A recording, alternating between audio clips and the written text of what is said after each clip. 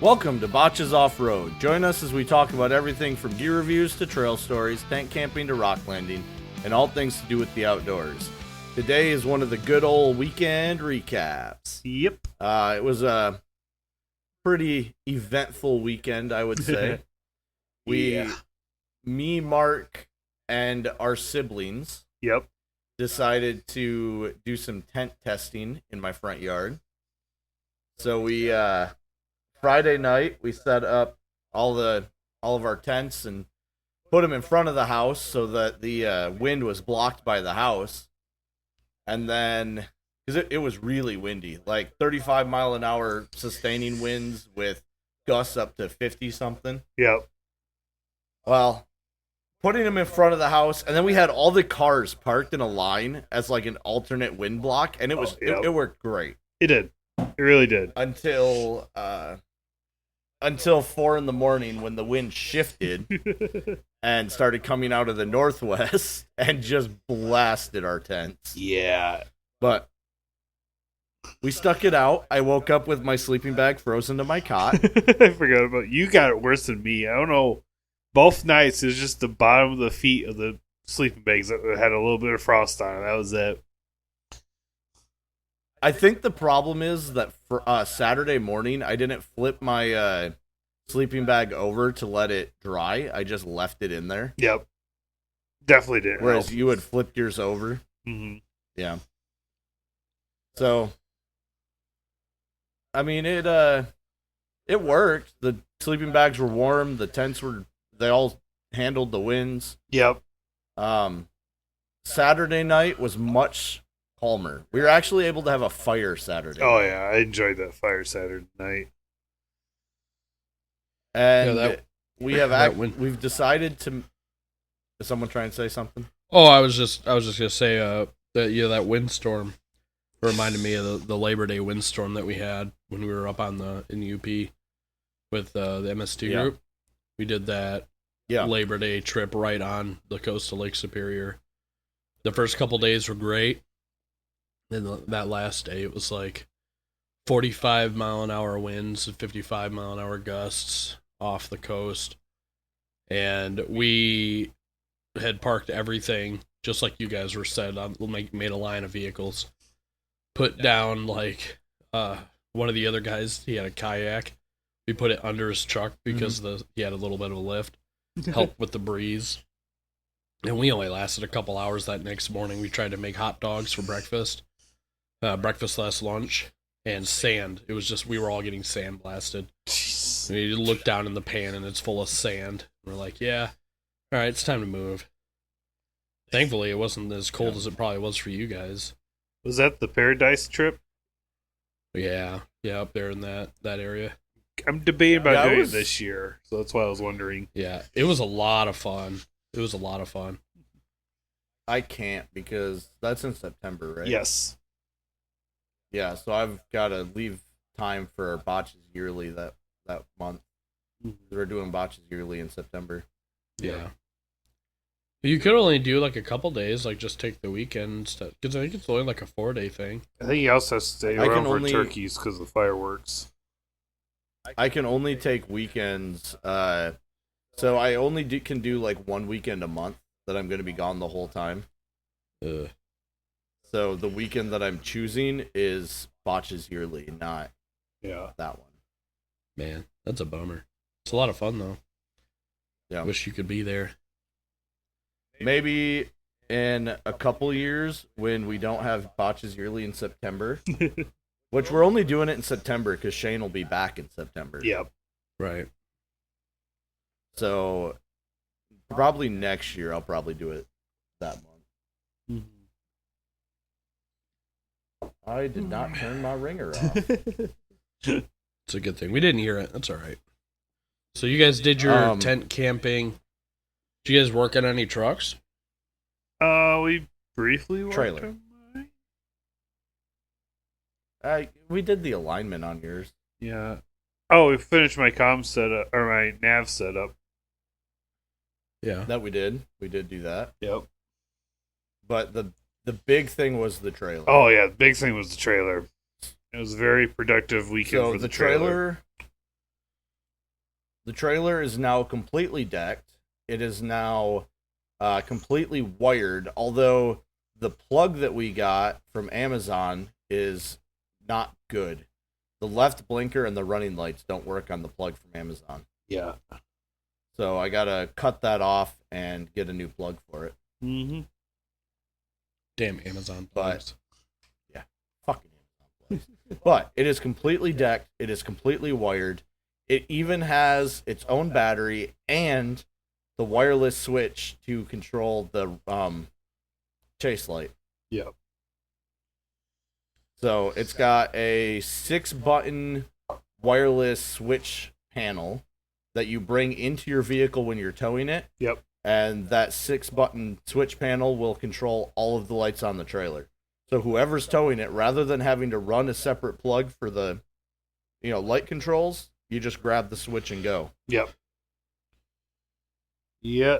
Because we originally talked about where it was going to run off the vehicle, but this was a better idea. I am tossing around the idea of doing a Anderson connector on the back so we can hook up better battery charging power than Yep. what is coming off the 7-way, but Mm-hmm. for the most part, I think it's all done the way it is. And it looks fucking sick. Every morning I walk out and look at it down by the shed and I'm like, we built that. Hell yeah. Yeah. Anderson connector's the way to go, man. I had to jump my truck because I left all my shit on accident at work. That's not a bad idea And, either. I had Anderson connector with the jumpers that you guys made for whenever you guys had to jump Mark's truck or whatever. And just put clamp on clamp, jumped my truck real quick and hopped in and left. And was like, yeah, okay, this works. This is nice. Yep. I need to get an Anderson connector that runs out of my truck. 'Cause right now I have them, but they're all, you have to dig back to them because they're in the back, because my battery's in the back, Mm-hmm. Right. So I need to run one that goes straight to the battery that I can just plug in a jumper cable off. Yeah, I was thinking about running a separate one inside the truck so that I could just run the compressor sitting in the truck. I didn't have to pull it out every time.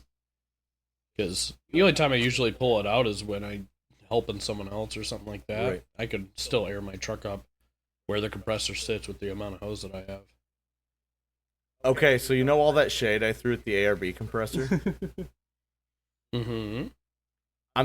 I'm thinking about getting one, but not because I think they're good. I still think that they're way overpriced. Also, we But I'll found cheap probably ones. get a knockoff. Yeah. I'll probably get a knockoff because the knockoff is built in the same factory. It's literally the same pump, but it's $250 instead of $600. Yeah. But I found a guy who has built the ARB compressor into a small pack out. Yeah. So it is a removable air compressor that's all fully enclosed with switches and everything, all in a pack out. Yep. And it So is you said it's just absolutely removable? fucking cool. Yeah, it's removable. Yep. Pack out metal. Why? You just, I guess, the reason to have it removable is so that you can move it around? I really Like- don't need it removable. I just like the idea of it being in a pack out so I can get it out of the way. Yep. Oh. Because I can just throw it in my pack out stack and Yeah, I was just wondering, like, because if you had extra space in, like, your battery pack out where your battery sits, you could just mount it in there with it. No, there's not that lot of space in that. oh, it wouldn't. No, Yeah, it wouldn't fit in there. I'm don't. trying to find it real quick so I can send it to you, and then Mark can put a screenshot of it in the show notes. Mm-hmm. But yeah, dude, it's really freaking cool. Yeah. I'm debating about doing it as well. Yeah, I think until mine breaks, I'm going to be happy with the one I got for now. Seems to be doing okay. Yeah, because I mean, Yeah, I mean it's big. it always- It's heavy. It's the only downside to it. It takes up more space than it needs to. I just don't know if I would touch those again after mine collapsed in on itself twice. twice. Yeah. And Well, The I was a thing with little yours I was a is- little apprehensive with the all top after mine fucked up. So that's kind of where I was wondering about that. And the thing is with the all-top is the way that yours failed, Gavin. Honestly, I can make yours work. All that happened with that one is the little circuit board failed on it. That's an easy thing to fix. Yep. With Mark's, it literally, the screws that hold the reeds on got spit off into the cylinders and just exploded the cylinders. Yep. Like, twice. It happened twice. Yep. We took it all apart, put a new piston in once, and then it did it the next use. Yep. Yeah, but the thing is, if you're paying that much money for it, it shouldn't have a 6-hour burnout time, you know? No, it shouldn't. That's combined trash. the amount of hours that I probably used on that one was less than 6 hours total. So, I mean, that's horrible. Yeah. I mean, this one that I've used already has gotten, past that and then some. Right. And the crazy thing is, the circuit board that's on your Thor's Lightning is the exact same one that's on the all-top compressor. Yep. The exact same part. You just I don't know the difference. if you would. The only just difference got lucky, is or unlucky. I will say the only difference is the color and And then have name one brand fail. on it. Because there's like probably almost 10 or 20 companies selling the same exact compressor setup, just repainted and rebranded. Oh yeah, And no, they're I agree with that. they're all knockoffs of Morphlates. Technically, the original was Napa. Well, yeah. I think I would was probably it say or was that. Napa's a knockoff of No, Napa was the Tyler's? original because they don't sell it anymore, and Dirt for Life was saying that he couldn't find Napa anymore because that was the original. Yeah. Huh. Either way, Well, everyone's I mean- ripping each other off. Yeah. I'm just glad mine's lasted as long as it has. I mean, the one time we used it, New Year's, we did 3 different trucks with it consistently. So, yeah, I was pretty impressed with that.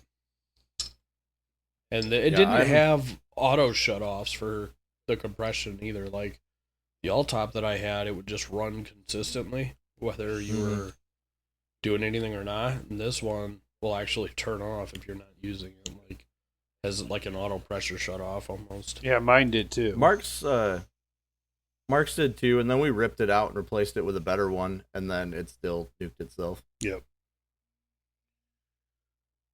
Yeah. Well, all right. What else? What else did we do this weekend? You had other than Rigs and Coffee. I guess So we had Rigs and Coffee. Mm-hmm. Yeah. I did my winch this weekend. Yeah, that looked pretty sick. Mister chopped the whole bumper off. Yeah. I made some holes. Mark put out a good observation that I could probably just recess a box in there and maybe put a recovery gear or something like that in there. Yep. Might be what I do. That'd be pretty sick. That would be sick. It might as well. The hole's already there, so. And I I spent all day. Oh, go ahead. I dealt with Jackson having meltdowns the entire time, and then he didn't want to play with Jasper, and then we got home and he's like, "All right, I want to play with Jasper now." So it's too late. Yeah, Jasper was tired when we got there, so he wasn't trying to play much, and then he woke up, had some cookies, saw that everybody else was playing around, and then he was ready. Yeah. He was ready to go. So we ran around that, talked to a couple people we haven't seen all winter, and finally got Scott back his sand. I've had a tent stake from Scott for like over a year. Speaking of our Labor Day camping trip, he lent us one to help try to get my tent down because I didn't have any sand stakes. Yep. And then he left early one day, and we never got it back to him. So I've been waiting since Labor Day to give it back to him. And I'm like, I have something for you. He's like, oh? And I gave it back, and he just starts laughing. And I'm like, I've been waiting so long to get this one silver tent stake back to you. So, I mean, so we got to see Scott. You know, he's a cool guy. He likes his cigars. He's always been relaxed. And he drives a... Wait, are you... I was like, you're talking Frontier Scott, right? Yeah, Yep. he drives the Nissan Frontier. It's pretty cool. It's got a little fridge in there that works great. He's got a good little setup, and then he's got a little off-road bike that he drives too now. So he's cool to camp with. Oh, We yeah. saw all the Derricks. All the Derricks were there, I think. Not all the Yeah. Joes were there though. Not all the Joes. No, but not all the Joes. Most Joes. There's a lot of Derricks, a lot of Joes. Yeah. And then we saw a cool avalanche. There was like a avalanche that pulled up. That Yeah, was the actually black kinda one. Cool to see. Yeah. That There was that a, Tremor that park next to you was super sick. That was super sick. Yeah, that tremor was there last year too. That thing's gorgeous. There was a Yeah. Tiguan, I think it was. The thing it was pretty interesting to look at. Did you see that? Big old tires. I guess I didn't. It was down the line a little bit. It was a lifted Volkswagen Huh. Tiguan that had Oh, some yeah. muddies on it and like Oh, I did see Roll. that. Yeah. There was what else? a GMC Terrain. yep. Yep, we checked that out. Distracted Zach so we could throw a sticker on there, sticker on the back of his window. And then what else? There was one of my other buddies I was camping with, one of the kids' camps. I haven't seen him since that kid camp. He had the Lexus SUV. It was like the tan one. I forget which one it is. Or I'm sorry, not a Lexus, Land Cruiser. Yeah. Oh yeah, I saw Um, that thing. That's pretty cool. Yeah, he's got a good setup too. He's got a cool kid. He was playing with Jasper last time, so it was cool seeing all the people, seeing everyone get out of hibernation. Mm-hmm. who Everybody is made fun of my hibernating? bumper. Yeah, I will say, after seeing your fair lead, I am on the hunt for one because I think that's the setup I want to go to. yeah. Shout I mean, out to Casey on that one. That was pretty cool of him to give me that. Oh, by the way, I finally gave Casey the hug that you refused to give him. Me, Yeah. dude's a big guy. I was like, oh my, hey, what a tall glass of water. He is a big, tall. And then he brought me into his cold. shop, and that thing was, and he showed me his fucking truck, his Bronco, and I'm like, oh Hell my yeah, dude. god, this thing is gorgeous. No, Casey's You don't cool. like, I didn't. You don't notice like some of these trucks that you see like on Facebook and stuff, the guys that you talk to online. Like, man, you don't realize how big their vehicles are. Yeah. It's like, did you guys see that Jeep that was on like 37s or 40s? Oh, or yeah, the something one like parked that? next to Derek, I think it was Red Sasquatch or Redbeard Sasquatch. I was his- cannot. I can't think of what his name is. He comes to beer days. Yeah, I can't remember his name either, but he was there last time, and I'm like, holy shit. Yeah, Thing he's is so nice. yeah. It's on 37s. I think it's still stock axles if I remember right.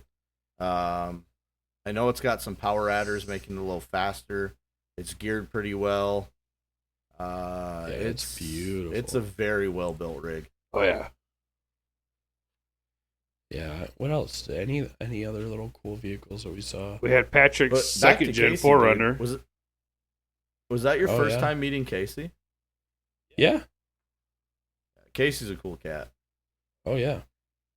Yeah. Patrick did bring his Forerunner too. That's the first First time I gen. met Patrick in person. Well, it's not really a first gen Forerunner. It's a Toyota pickup with a Forerunner back on it. Oh, yeah, I Yeah, forgot that it was was a a first Frankenstein. gen. I forgot that was the first gen, technically. But I mean, Yeah, it's a sick Frankenstein, rig. but it's gorgeous. Yeah. Yeah. And he drives it all the way from Missouri or Arkansas Missouri. on like super swampers that are warped. Yep. Yeah. Crazy. I just, damn, dude. And Yeah, I he think says I'm it's gonna not. be there for Rigs and Coffee. Whatever. Yeah, no big deal. He says it's not bumpy inside, but I can't imagine that it's not bumpy on the beefy ass mud terrains. Actually, no, that was it's Arkansas also- plates. Yeah, I'm pretty sure it's Arkansas. Yeah. He also has an engine out of 19 Tacoma, 4-cylinder in there. I'm pretty sure it's a 19 Yeah. Tacoma. Yeah. I think that's Like, what he it's- said. it is a wild build. We did an episode with Patrick before. Well, we should post that in the show notes. Mm-hmm. Yeah. It was cool. And then everyone thought you guys were going to bring your trailer. You didn't bring your trailer. That was Yeah. We were thoroughly disappointed at that, too. It all came down to, one, it nosedives like crazy on Mark's truck. Yeah. My truck, Oh, yeah. I haven't beefed up the hitch yet. It's not rated for towing. But once I do that, I'll be able to pull it. And then, 3, the lights didn't work. Yep. So, yeah. That was the main factor out of all of them, in all honesty, was the lights. Heck, I would have towed it if I could, but I can't even get my freaking ball out of the back of mine. I think it'll sit too low for you, though. yeah, just Probably. even with Mark, dude, it's like 9 inches off the ground with Mark's truck or something like that. Like, it's really close. I mean, that's the reason why I want to get rid of that bumper and hitch receiver and integrate the hitch into the new bumper once I make that. But I gotta get Speaking something of else your first. bumper, didn't you fix your latch finally? Oh yeah, that was another thing we did. We finally welded a new latch on instead of having it fucking ratchet strapped shut for last year almost now. Fun times. Yeah. And Yeah, I think working on the trailer this weekend gave us ideas for the next trailer. So, I mean, We are- it's fully rebuilt our idea of the trailer too. yeah. And we're, next trailer. Yeah, these are project guys for you. They always want something to work on. yeah, Well, we there's have 2 trucks. Don't we need 2 trailers? No. ironically, what we're talking about is going to go against a lot of our sayings. It's going to be funny when they come out. A rooftop tent. Yeah. Knew it. But Welcome to the mounted dark side. sideways. But mounted sideways. That's all right. It'll be, what we're looking at doing is going to be really cool. Yes. It kind of goes more into the overland trailer thing, which I always say is kind of dumb, and it is kind of dumb, but God, are they cool. Like, Mhm. don't get me wrong. If I say something's dumb, it doesn't mean it isn't fucking cool. Yeah. Like rooftop tents, I think they're dumb as hell, but they are so fucking cool. Yep. That's my I next. That's my next big purchase. I know, and I think it's a big waste of money, but you know how fucking cool it's gonna be? It's gonna be so nice. Like, I'm waiting for my rack. My rack comes in tomorrow, Nice. so I'll be getting that in, taking everything off my roof. Are you Putting going that to come put it on with us this weekend? I can. No, I can't. I work this weekend. Fuck. Yeah. I know. It would be next weekend, if anything. Well, I guess that gets us into upcoming weekend plans. We'll start with Mark. What are you doing this weekend? Sadly, not working on my vehicle.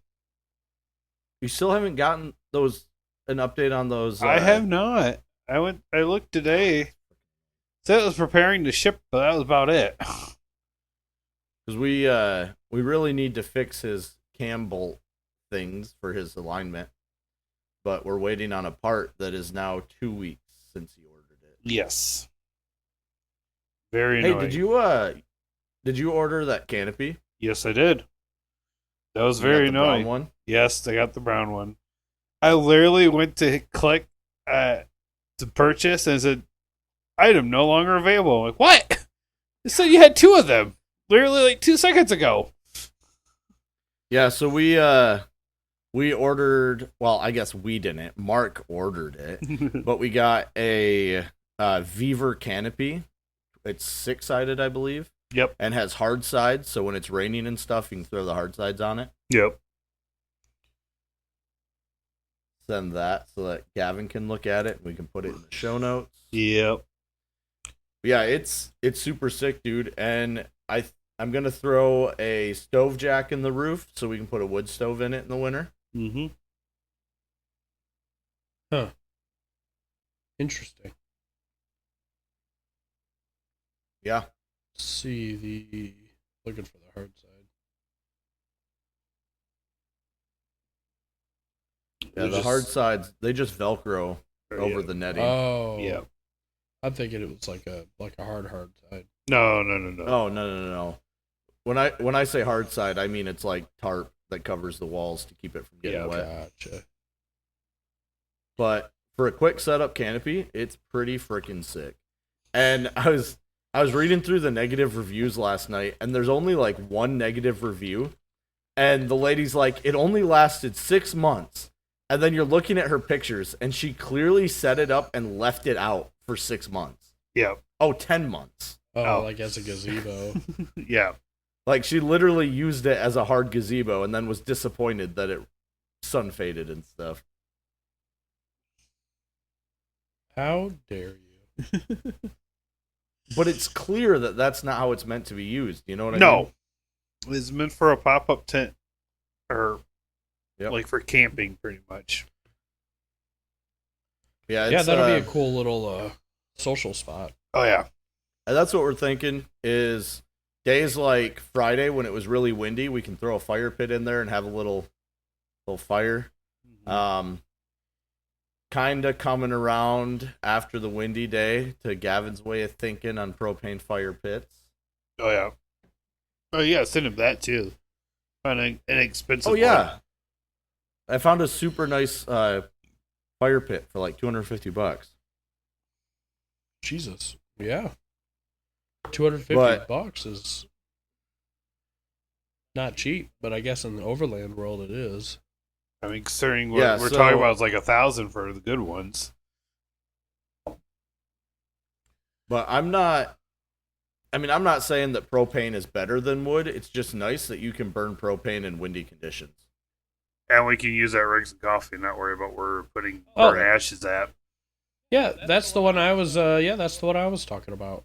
Oh, Yeah, okay. okay. Well, I found it. It's sick. I love it. Yeah, that's the one I was going to look into getting. Yeah. No, well, it's sick. I've done a lot of research, and I approve it. It's a good purchase. Welcome to the dark side. I still, like I The said, longer he does it, the more he's like, I hate rooftop tents, but I kind of like them. propane fire pits suck, but I'm kind of coming around. No, you can ask Mark. I've always liked rooftop tents because they're fucking cool. Yep. But I think that they are way too much money for what they are. Yeah. I don't know, man. Just for the price of it, I'm not paying. I'm not doing it. If I include labor and the cost of making it, then I'm okay with it. I just don't think, I can get a rooftop tent that will comfortably sleep me and Kaylin, not necessarily the dogs. And that's going to cost me $2,500. Or I can go get a Walmart tent for $100 that comfortably sleeps all of us, including Mark and Alan. Mm-hmm. Absolutely. So, to me, it's just a cost to use case is just hard to accept. Yeah. I guess my only argument is how many times can you use that a day at a time. Like, rooftop tents, they have their purpose. It's for day set up, day set down. You're leaving in the morning. I think that a quick setup ground tent is still better cost to use case, even if you're setting up every day. Mm-hmm. Absolutely. I do too. I think the only difference is when it comes into durability and time. That's the only thing that I think that would really set it apart. Well, and in my case, time, space saving. With time, it takes most people about 3 to 4 minutes to get the rooftop tent set up. So I'll give them that it takes me 7 to 8 minutes to set up my big tent. But the downside is that rooftop tents don't last as long as a good ground tent. Yeah. They'll last longer than my $100 ground tent for sure. Right. Oh, yeah. But all that up and down causes a lot of wear on those tent sides. Yeah, I would say durability. Most rooftop tents are pretty darn good. I mean, they're doing the same thing as as your ground tents are doing. You know what I mean? Now, when I the up and down, I would say would be more of a clamshell issue. The only rooftop tents that I would give a durability pass on are the wedge style. Those 100% better than any of the other ones from a durability standpoint. I'm Just really like excited the to get only- mine. Try that out. The only as far as rooftop it tent being- that the only rooftop tent I'm actually interested in would be a wedge style, because Right. again, durability wise, they have the best standing. Yeah, And I'm interested I'm very for you sorry. to try mine when I get it. I'm very sorry to all the listeners who are listening to us talk over each other today. Our internet connections aren't the best, so there's like a lag, so we keep talking over each other. It's gotten even worse as you were talking about it. I know. It was just Yeah, like no, there's a lag. Like I said, I don't hate rooftop tents. I just think that for the price, they're not necessarily worth it. Sure. But So they it's- look fucking and I'll throw my reasons out one more time before, and just let it be. Yep. One, the bedding and stuff that would typically go into my truck, my bedding, even like a couple of other compact necessities, can all be put in my rooftop tent. So it brings storage out of my truck and on top of it to where I wouldn't typically have something there. So that's one. Two, the second one that I'm looking Now- at is aluminum top and bottom. yeah, So that helps with the durability. And it's canvas sided. So you're getting that nice heavy canvas that Yep. I know that you like, Alex. And you're Mhm. getting that durability from the aluminum. So that's why Now- I'm kind of go to that before I even try a soft rooftop or anything like that first. yeah. Don't try a soft rooftop. I'm not. Now, for a counterpoint to that, is you're actually losing storage at the same time that you're gaining storage, because Yeah. you store a lot of shit on the roof of your truck, and a lot of that's not going to be able. The rooftop tent won't be able to support it. Yeah. Yeah, so I'm gonna my plan is to evolve that a little bit. So a lot of the stuff that I have on my roof, I don't need to. Like socket set, I don't need up there. It can just go on the floor. But my biggest thing is I want to add solar panels, which I want to put on the Yep. rooftop tent. Yeah, you can do that. Which makes sense. I want to But wire those at into the the same solar time- panel on my hood. So it's either I'm going to do the solar panel on the hood, which then gets the usable space on the hood, and then run a Pelican case with the extra tools and stuff on top. There is a weight limit, obviously, but I'm not going to go past 50, 60 pounds. That honestly, that'd be the way to do it. Put your solar panel on the hood, and then use above Yep. the tent for tool storage. Because then I could Yeah, put I mean- everything, that black Pelican case that I bought from you, I could put everything pretty much Yep. into that and just run it right there. Yeah, then, I mean, there's other things with rooftop tents. Like, honestly, for me, my bedding is so compact and tight that I don't have a storage problem with bedding. Because it can fit anywhere. It's small. It doesn't take up space. Especially summertime. Because summertime, I could get away with a blow-up camping pillow and my whoopee. Yep. And that takes up, like, the size of a keyboard. Yeah. I mean, I definitely see that point. But we're definitely But not at the same camping time- for we're more camping for comfort too, so Say, at the same time, you don't camp. Like, even if I bring Caitlin, you guys sleep in different types of bedding than we do. So, like, your bedding takes up more space, just inherently. So it makes Yeah, sense I mean- to have the rooftop tent close it into. yeah, I mean we have the comforter, we have the kids stuff. Sienna sleeps she's very cold blooded, so like even like the nice, 0-degree bag that I have for her, she's still shivering in. It's like I bet she so, would do great in a military sleeping bag. Oh yeah. I don't know if it'd be any different. And that's not a ding Oh, against that. I think she's just, if her face is above anything, she's cold. And then the diesel heater is just going to be... Your 0-degree sleeping bag is rated for like 40 degrees warmer than what our military bags are with the full setup. If my wife, who gets cold at 90 degrees, can sleep in one comfortably in 20 degrees, I think Sienna might be okay. Another thing, he might want to check if he needs to let the sleeping bag breathe, like we discovered. Yes, so if you have your 0 degree bag, if you keep it rolled up and compact, it actually degrades its R value and makes it significantly worse. You're supposed to leave it hanging up.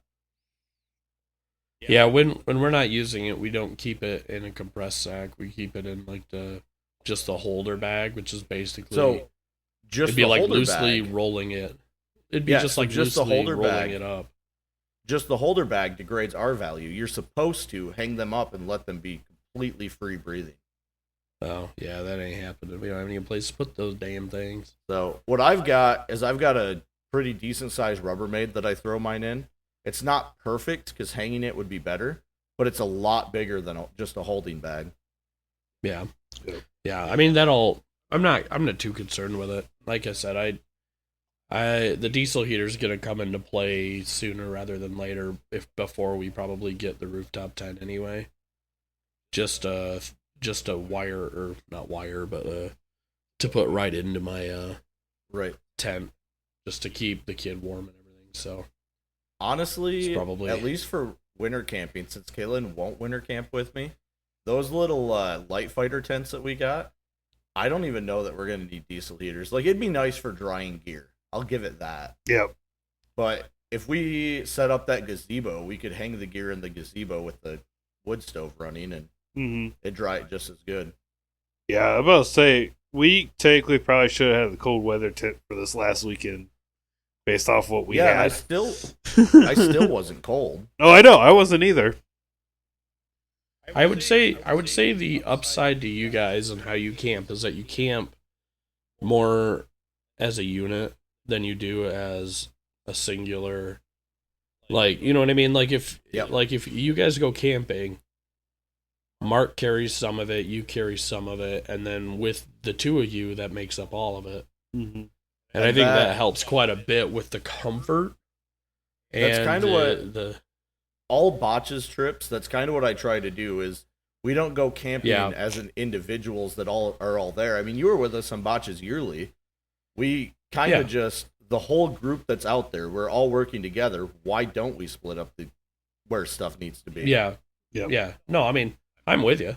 Whereas my camping is more individual setup, so that's why, like, I was looking at it, at first I was looking at it at the point and was like, well, Alex is just, he doesn't have this, he doesn't have this. And then I was like, oh, okay, Mark's got the other half of it, so.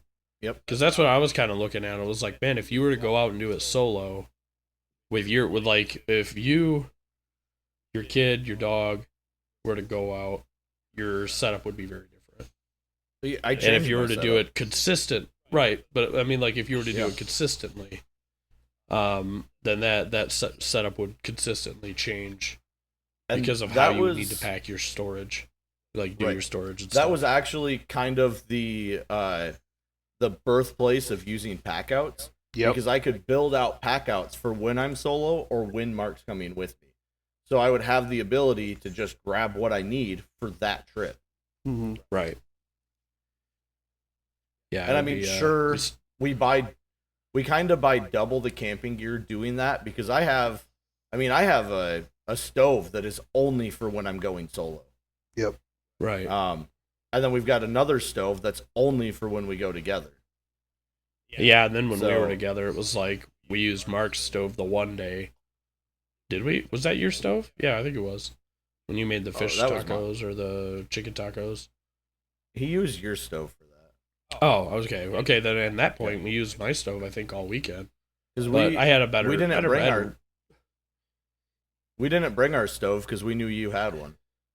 Exactly. And that's why I was saying earlier, I was like, damn, he doesn't have this, he doesn't have this. And I didn't, at that point when we were doing that, I didn't know that that's how you guys camped. Also, to me, that didn't make sense, but I didn't realize that you guys camp, like, as a team. And I'm not used to that, so that's why, it kind of threw me off for a second. I'm like, damn, they ain't got nothing. Also helps is that it's like, They got a lot of beer. Yeah. No, also the stove we have only has one setting for burn. It does not have adjustments. Yeah, Yeah, one setting for we're burn. fixing that. Yes, we're fixing that. It's all the way on or all the way off. Yes. Yeah. But yeah, wow. You know what, guys? We're just gonna do 2 hours today. 1 hour that was our weekend recap, and 1 hour that's not, because this built up quick. It But did. yeah, I mean, to me, it's worth. How do I put this? I like camping as a team because our vehicles don't have to be weighed down with as much stuff. We can spread it out over multiple rigs. Mhm. And if you Yeah. think about it, when we go out as a group, we're eating dinner together anyways. Yep. Everything we do is pretty much together anyways. Mhm. I feel like the weird odd man out because to me it's like when I camp together with a group, everybody's got their own shit. And like we convene together to have our chats or maybe to share cook stuff.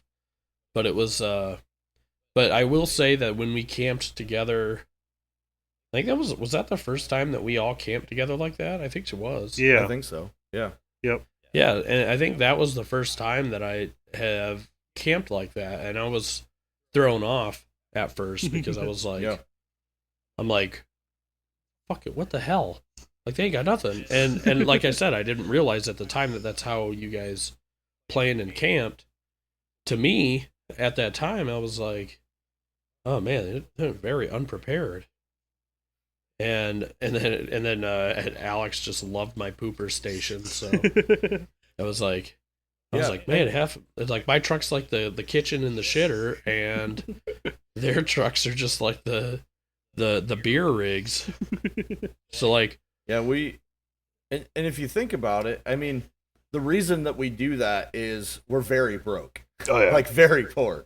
And by splitting up the purchases between the two of us, or I guess three, because Alan's part of it too. Yeah. By splitting up purchases between the three of us, we all get to camp like we're rich men, even though we're still poor. yeah, and that was such a weird thing for me. And not to go too deep into this, but because it's not really that deep, but like, I've always been more of a solo person. I've always done my stuff more solo. I've never like, even when I was camping before this, I've always done it like by myself. I always found a comfort in having everything I needed.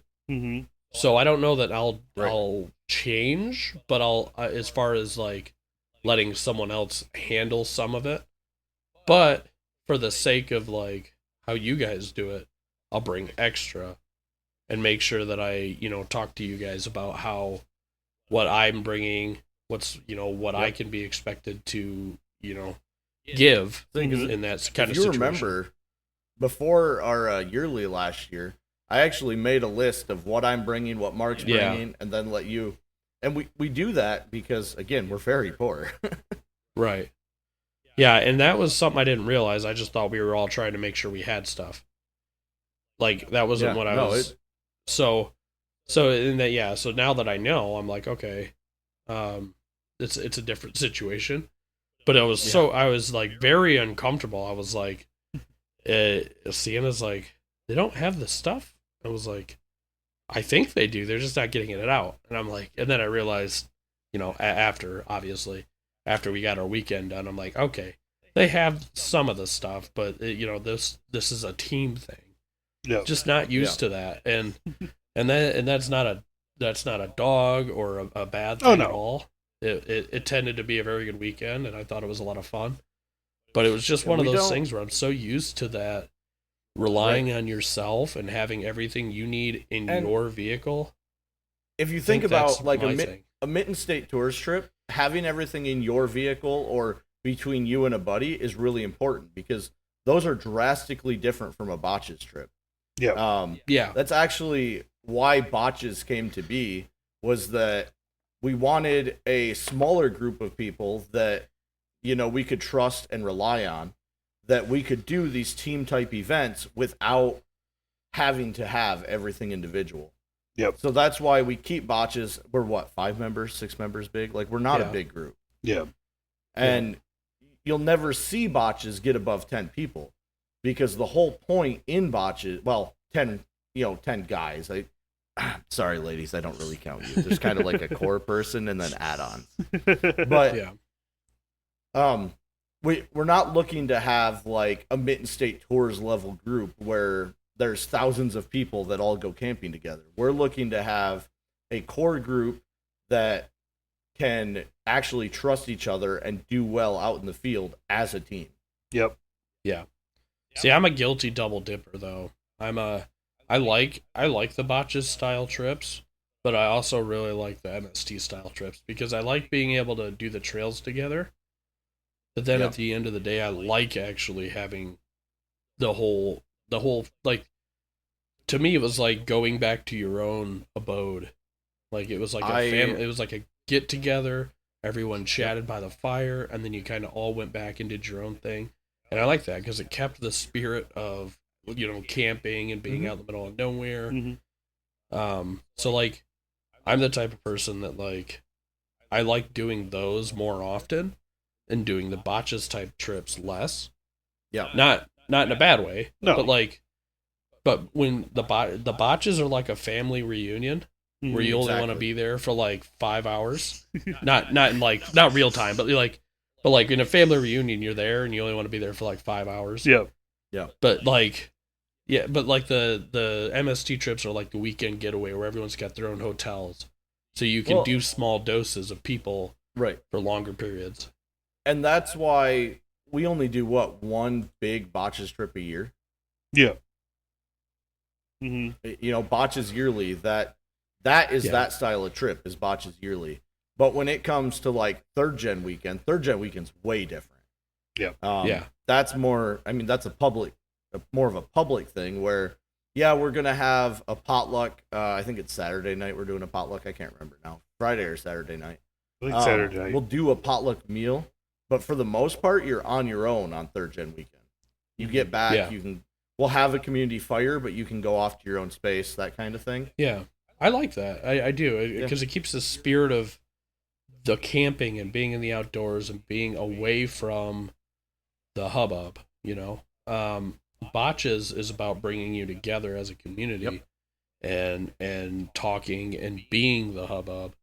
And then these other events are more of like, hey, this is the reason that you left, is to actually get away from all of that. So we're going to give you your own, solidarity or give you your own space. That's why everybody's got separate camp spots and their own little fires, their own little cook stations. So it's like, when you get there, you have your own little island, but if you choose to, you can go and commune. Whereas botches, it is one event, so you're there to be there with other people. You know what I mean? So there's pluses to both of those. I could not do a botches style event with more than like what we had out there with you guys, us and Mark and Alan. That was I could do a couple more people, but not much more, and I could only do it one trip a year. I could not do that multiple times a year. Yeah. Right. I think it's just having everybody together like that, because like me, I was stressed out too. I was like, I wanted to know, because of what it was, and it was out of my comfort spot, the type of camping. I wanted to know what everyone was doing. I wanted to make sure that everyone was okay, that everyone was situated, and that all that extra stress I having to worry about everybody. Not that it had to be done, but that's just kind of my mom brain, I guess. My parental. I've always been like the group mother, which is why I'm probably the safety officer too. So I'm the opposite. I'm usually the group father. Ew. Yeah. So you better quit this mother ass shit, because. But no, I like the botches trip. I couldn't do it more than one a year. And the other thing is, with the botches style or botches yearly style events, it gives us the ability to, even though we're very poor, go out places like Moab or Rubicon, those farther distance places, because we can split the cost up between 3 or 4 people. Yep. I mean, our first botches yearly, we went as far as splitting the cost of fuel at times. Yeah. Like it was fully... Yeah, there was definitely times where I don't remember if we had. I don't think we ended up having to, but there was times where I think where I was like, Alex, shit, dude, I don't know if I'm gonna have enough for this, and he's like, don't worry about it, and that's great as the botches yearly thing. But like I would never ask another MST member. I would never bum them for money or anything. Oh, 100% not. Not that they wouldn't do it. Oh yeah, there's plenty of really nice guys that would do it in a heartbeat, like Derek Nolan, Derek's dad. Like they would in a heartbeat they would, but that's not the point of it, That the botches are a whole different setup. Yep. And that's where I say the MST, that's a group, whereas botches are a club or a team, if you will. Yeah. Because it's a whole different experience when you go on those two different types of events. Yep. Yeah. I think that's why I like doing both. Yeah. And I like both. That's why I do both. Mm-hmm. Yeah. Yeah, and I'm already the type of person that we like to kind of set up and do like nightly runs to where we set up for one night and then we pick everything up and go to the next spot. So MST is really good for that, whereas botches are really good for the nice, relaxing 3-day camps where we can go out and then come back. That's only botches yearly. If you go on almost any other botches event, we're not doing it for third gen weekend just because there's people coming at different times. But almost any other botches event is you camp in one spot, you move to another the next night. Yeah. And that's where, like, when we were talking about all the awning and all that, that's where maybe something like that would start to get a little monotonous. You know what I'm saying? Like having to set up everything like that. I think that's where, like, having like a 270 with sides that could zip right up would be interesting to have. To me, even if you're setting up every night, something more like a gazebo hub is more interesting. An awning like the one you have, I would hate to set that up every night. Absolutely fucking not. The one I have? Yeah. My little shitter awning? No. The external. Separate one. Oh, yeah, I don't want that. You're 10 by 10. That's a 3-day. That's a 3-day awning. Like that Viver one that we just bought, that's one that I would set up and take down every night. Because it takes 5 minutes maybe to tear it down and set it up. Right. And then our Cotton Light Fighter is a simple setup as well. 5 minutes. Yep. And if Kaylin's not big on the setup tear down every night, so if I'm doing that style event, it's usually just me. So the Light Fighter is going to be more my style. Yep. Yeah. Yeah, I tend to like, and as I do this setup tear down stuff every night, that's where I could start to get behind some of the quick setup stuff that you cost maybe a little bit more. Do I have it right now? No, but can I see a future to where if I'm doing this every weekend, where it might be actually more useful because the less time you have setting up, the more time you have to actually relax. It's kind of where I'm at. If I could shave a few minutes off here and there, and then having the ease of use to just fold it up and roll it up and be done. That's and kind of nice. I mean, even like the pack outs. Using the pack outs this last year has kind of changed a little how I want to do things. Like I'm building a platform to put the pack outs on and putting a folding table under it, so I can pull the folding table out and use it like a counter off my truck, or pull it out and use it as a table. Gavin, are you all right? Did you just die? Did you just spill your drink on your keyboard? No, I just pulled my whole keyboard drawer off of my desk. Oh my god. Oh jeez. Jesus Christ. So, bear with me while I make installing noises in the dark. And like God, let there be light. And sorry, everybody, I was pulling that out, not knowing how much I had to go there. That was it was scary.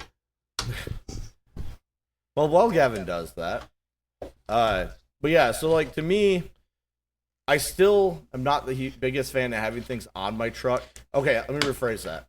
I like dual purpose things. So if I'm going to have a counter on my truck, it can't only be mounted on my truck. I want to be able to take it off and use it somewhere else. Yeah, you don't want it permanently fixed. I don't want to be locked to the truck because maybe for whatever reason, I don't want to take my truck to a site. Mm-hmm. Right. I want to live out of my truck, so I want everything permanently fixed with the ability to take it apart. Exactly. I want the ability to live out of my truck, but also be able to just take it apart quickly and use it at the campsite separate. Yeah. Yep. Like the 270 awning I wanted to get, that's like a 270 extended, which the way that my door swings out, it would cover up the back area where I would cook. So I want something like that that'll be able to do the porch area, you know, where we might be sitting in the rain, and then also cover the rain area where I'm cooking awnings, and be comfortable. Vehicle awnings in the rain is garbage. External awnings are really the best way to go in the rain. I don't know, man. I mean, I get the sideways rain stuff, but I've been under some awnings in the rain. So what happens is, in all of them, they pool unless you slope it way down, and then you're stuck sitting right against the back of the truck. Yep. And it makes it a very unpleasant experience. Yeah, I don't know. Because I guess I've had a different experience. Oh, we had this experience with Ed and his Forerunner with his awning. It was raining that last night. Yeah, last night at Drummond. And if it's a light rain, awnings are fine. But if it's a heavy torrential downpour, that's when you want an external awning. Yeah, I mean, if you want to continue to be in the community setting, otherwise just go to your tent and close up the awning. You're good to go. For sure. I don't know. I've the couple times. I mean, I can't say that I've used it in torrential downpours, but the couple times I have used those side awnings, they really haven't been that bad. I mean, obviously you have like when the rains are pushing and you have it coming in sideways, but I mean, typically with a regular like my 10x10 awning, my external, we had that out when it rained during Zach Nolan and I's trip. Yeah. And yeah, there was about 1 foot of space to where now that wasn't wet. The secret with the external awnings is they have to have their own sides. It can't just be just a roof. Right. And I mean, I guess the problem with a truck awning, I guess if you had a tall enough truck, it wouldn't be a problem. But for the average overland build, you're not looking at a 5-inch lift or 6-inch lift. You're looking at a 3-inch lift. And that's going to make it so that by the time you've sloped that awning enough that there's not water pooling, you've got almost no space underneath it. Yeah, I mean, I'd be interested to see what awning Ed had. And I know Ed's got a good one. He's got to have the something awning's that's great. Decent, but I'm just interested. One awning for me is shade. Like, this sounds stupid, but like the nicest reason that I could see the awning like being really nice is like when we're sitting in an open area like on Lake Superior and it's just 90 and the sun is just killing us. Oh yeah. Like, that's where like, okay, that'd be nice. Or like rigs and coffee, like when there's no cover and you're just sweating your dick off for no reason. So like, I get that awning for sure there, but like, I still think there's definitely like there's a rain purpose. I think that there's just more of a science to sloping it than if you were to just have your own external awning with walls. You know what I mean? Like you have to do a little more maybe, you know, tying it down and making sure your angles are right. And yeah, maybe it falls a little low, but if you're all sitting in chairs, you know, Well, now you're all locked against the truck and can't really play cards. Like that's fine with me, but like, yeah, but I'm not thinking big groups either, though. But like, I'm thinking me, my wife, and my son. Yeah, but I'm thinking 3 or 4 people. Yeah, that's they could get their own awning. They could find their own, man. I think I would butt my awning up against your external awning, and then like we could use it as just a big center, big hub. Yeah. But This is the longest half-hour episode we've ever done. Yeah. Yep. Definitely So, That's what longest. happens it's when our I come first back time- in after being sick. And it's like Gavin missed a week, so it's like catch-up. We really haven't talked. Yeah. Yep. Yeah, I know you miss me. So, well, all right. We will catch you guys later. Later. See ya.